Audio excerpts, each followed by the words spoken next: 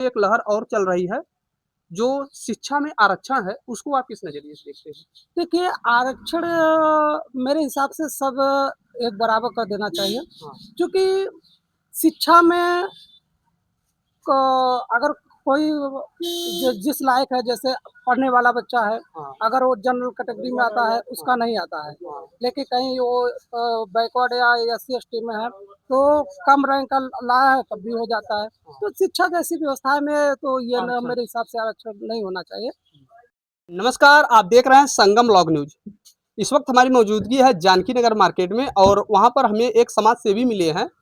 समाज सेवी इस प्रकार से समाज में जिस प्रकार से नशा की धुत लगी है लोगों में और उसी नशा की को लेके मुक्ति के लिए इन्होंने अपना आंदोलन शुरू किया है और नशा मुक्त क्षेत्र अपना बनाना चाहते हैं और आने वाले भविष्य में एक राजनीति में भी अपनी कदम रखना चाहते हैं। तो आइए इनसे थोड़ा-सा बातचीत करते हैं और इनसे परिचय लेते हैं कि किस प्रकार से ये अपना श्रम दे रहे हैं, योगदान दे रहे हैं नशा मुक्ति के लोग को लेके। तो थोड़ा-सा अपना परिचय दे दीजिए हमारे दर्शकों को।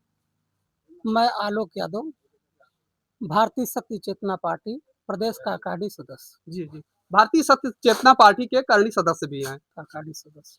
तो ये पार्टी के बारे में थोड़ा-सा बता दीजिए कहाँ पर ये? क्योंकि ये नई पार्टी हमको लग रही है और हमारे क्षेत्र के लोग जान इससे अवगत कम हैं। ये भारतीय शक्ति चेतना पार्टी के संस्थापक हमारे पूज्य गुरुदेव जी श्री सतपुत जी महाराज जी हैं, जी, जी। और इस पार्टी के राष्ट्रीय अध्यक्ष शक्ति स्वरूपा बहन संध्या शुक्ला जी हैं। जी, हाँ। यह पार्टी शहडोल जिले, मध्य प्रदेश के शहडोल जिले, व्यवहारी तहसील में सिद्धाश्रम धाम स्थित है। वहाँ हमारा केंद्रीय कार्यालय है।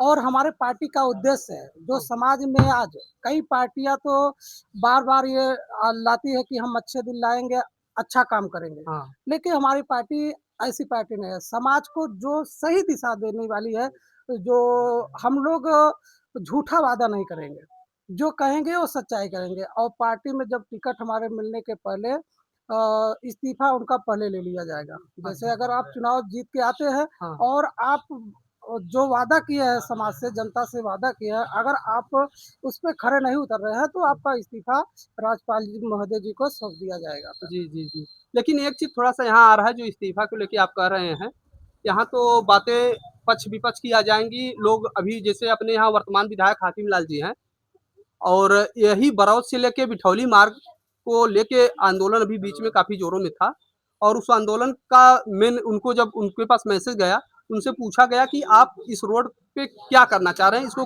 बनवाने का कितना प्रयास कर रहे हैं? तो उनका साफ शब्दों में कहना है कि हमारी जो वर्तमान सरकार है, विपक्ष की सरकार है और ये बजट पास नहीं करती है। तब उस स्थिति में जब आपको बजट नहीं पास होगा, फिर आप ये अपनी जो उनका इस्तीफा दिलवा देंगे, तब फिर कैसे आप उस पार्टी का काम कर पाएँगे और विधानसभा में विकास कैसे कर पाएँगे? देखिए, विधायक जी यहाँ अपने आप को बचा रहे हैं, ऐसी कोई बात नहीं है।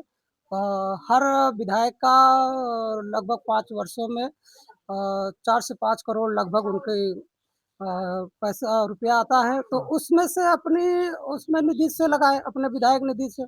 तो उनको इसमें तो है नहीं, वो विद्यालयों में अपना सहयोग दे रहे हैं, हाँ, जहाँ उन्हें कमीशन मिल रहा है। हाँ, तो अगर ये चाहते हैं हमारे इस बरौत से लेकर के बिठौली के जनता को सही मार्ग दें, हाँ। तो ये झूठा बात कर रहे हैं, ऐसी कोई बात नहीं है, अपने से वो बच रहे हैं। तो सब मिला के बहाना बना रहे हैं जी, जी, जी। और लोगों को जो है गुमराह कर रहे हैं। आने वाले 2027 के चुनाव में फिर से वो तैयारी में है। हालाँकि वो अपनी बार-बार यही कहते हैं कि हम फिर से विधायक बनेंगे और हमको लग रहा है इस विधानसभा की स्थिति ये बरौत से लेके बिठौली मार्ग 2027-28 और उसके बाद जो पंचवर्षीय उनकी आएगी, फिर से वही स्थिति बनी रहेगी। जी, जी, जी। तो आप क्या कहना चाहेंगे? आप समाज में किस प्रकार से अभी विधायक के लिए अपनी हालाँकि हम इनका बता देते हैं थोड़ा-सा कि आने वाले चुनाव में हो सकता है विधायक के लिए इनको ये अपनी उम्मीदवारी रखें और क्षेत्र की जनता इनसे उम्मीद रखे, तो आप क्या उम्मीद लेके आना चाह रहे हैं विधायक के लिए? देखिए, जो समाज में लीगल चल रहा है, पहली बात देखिए, सड़क अच्छी होनी चाहिए, हाँ, पानी की व्यवस्था अच्छी होनी चाहिए, बिजली होनी चाहिए, शिक्षा सही होना चाहिए। आज हम शिक्षा पर कहना चाहेंगे, और हम अपने प्रदेश सरकार माननीय आदित्य योगी आदित्यनाथ जी से निवेदन मैं करूँगा, आपके चैनल के माध्यम से, शिक्षा पे विशेष ध्यान दें। आज इतना शिक्षा महँगा हो गया है, हाँ। जिस विद्यालय में 300 रुपया फीस लग रहा था, आज 2400-2500 रुपया उस विद्यालय में फीस लग रहा है। आखिर ऐसा शिक्षा क्यों महँगा हुआ है? ये तो सरकार का कहना है कि जो हमारे क्षेत्र के लोग हैं, ये खुद से जा रहे हैं, प्राइवेटों को बढ़ा रहे हैं।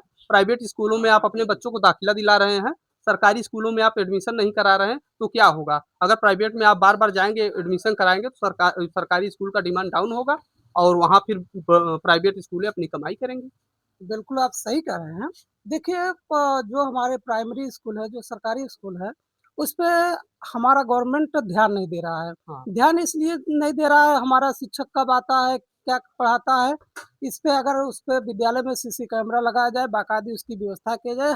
हर नागरिक चाहता है कि हमारा बच्चा सरकारी में पढ़े, कम फीस में पढ़े, लेकिन जब पढ़ाई ही नहीं होता है, ब बच्चे अपने गार्जियन जो है, अपने बच्चों का भविष्य नहीं बिगाड़ेंगे, तो वो प्राइवेट में जाते ही जाते हैं। हाँ। तो लेकिन ये तो सरकार मुकर रही है इस बात के लिए, ये सरकार के हाथ में है। हाँ। उस प्राइवेट स्कूल को देखे, अगर उसपे बाउंडेशन लगाए कि आप इससे ज़्यादा फीस नहीं ले सकते हैं, एक लिमिट रखें एक फीस की। लिमिट रखें। जी, जी। तो लेकिन इस पे कोई ध्यान नहीं जा रहा है। तो आप नशा मुक्ति को लेके कितना क्या ऐसा कुछ किए हैं? थोड़ा-सा दर्शकों को बताइए और किसी व्यक्ति का अगर नशा से मुक्त कराना होगा, तो उसके लिए क्या पहल ऐसा किया जाए ताकि नशा मुक्त हो जाए? देखिए, हमारे पूज्य गुरुदेव जी श्री सतगुरु जी महाराज, जो कि भगवती मानव कल्याण संगठन के माध्यम से हम लोग समाज में आज हमारे जैसे लोग लाखों लोग भारत में हमारे जैसे कार्यकर्ता समाज में काम कर रहे हैं। हाँ। आज पूज्य गुरुदेव जी द्वारा करोड़ों लोग नशा मुक्त जीवन जी रहे हैं हाँ। और पूज्य गुरुदेव जी का सिद्धाश्रम धाम जो कि मध्य प्रदेश में शहडोल जिले डोहारी तहसील मऊ गांव में सिद्धाश्रम धाम स्थापित है। वहां पर जाने के मात्र से 3 दिन रहने मात्र से वो अगला व्यक्ति नशा मुक्त हो जाता हो है, जाए। चाहे जितना बड़ा नशेड़ी हो, जितना बड़ा शराब पीते हो, हाँ। वहाँ जाने के बाद वो नशा मुक्त हो जाते हैं। अपने आप उन्हें कुछ करना नहीं पड़ता है, अपने आप वो छोड़ के आते तो हैं। कहीं आपके यहाँ हंडिया विधानसभा में ऐसा कोई आपकी सोची नहीं है जहाँ पर केंद्र हो जाके लोग अपनी नशा मुक्ति करा सकें? यहाँ पर हंडिया में हर हाँ। महीने के प्रथम रविवार को हुँ। पॉलिटेक्निक कॉलेज हंडिया में महाआरती होती है। अच्छा। अभी 2 तारीख को था, हाँ। जहाँ की कम से कम 200-250 लोग उपस्थित लोग होते हैं। हाँ। जी। तो वहाँ पर लोग आते हैं तो वहाँ पर सिखाया जाता है कि कैसे नशा से मुक्ति मिले? नहीं वहाँ आश्रम में जाने के बाद पूज्य गुरुदेव जी से मिलने के बाद हाँ। वो अपने आप नशा छोड़ देते हैं। अच्छा। उन्हें कुछ तो ना सब मिला दवा के पिला। शहडोल जाना ही पड़ेगा। जी, जी। अगर कोई नशा कर रहा है, क्षेत्र के जो उनके घर के सदस्य हैं, काफ़ी परेशान हैं, अगर नशा से ज़्यादा ग्रसित हो चुके हैं, तो शहडोल ले जाइए और ये भाई साहब से एक बार हम इनका अपना परिचय और बता दीजिए, इनसे मिलिए और ये नशा मुक्ति को लेके आज कितने वर्षों से आप इसमें काम कर रहे हैं? 2007 से। 2007 से आप नशा मुक्ति को लेके जी। कदम बढ़ाए हुए हैं और तमाम लोगों को नशा से मुक्त भी कराए हैं। इसके पहले 2007 से मैं बसपा में रहा हूँ और उसके बाद 2007 से 2012 तक मैं प्रगतिशील मानव समाज पार्टी में रहा हूँ। तो पार्टी आप काहे इतना चेंज कर रहे हैं? देखिए, मेरे जो उद्देश्य जो मेरे सिद्धांत हैं, हाँ। अगर मैं समाजवादी पार्टी भी जॉइन कर सकता था, हाँ। लेकिन मुझे बसपा अच्छा लगा था उस अच्छा। समय हाँ। 2000 में कि बसपा की जो सिद्धांत की जो व्यवस्थाएँ थी मुझे अच्छा लगा, तो मैंने ब बसपा जॉइन किया। लेकिन फिर बसपा अपने हिसाब से चलने लगी। मैंने 2007 में जबकि सरकार आने वाली थी, हाँ। उसी पीरियड मैंने जो पार्टी को छोड़ा था, प्रगतिशील मानव समाज पार्टी जॉइन किया था। 7 से 12 मैंने प्रगतिशील मानव समाज पार्टी जॉइन किया था।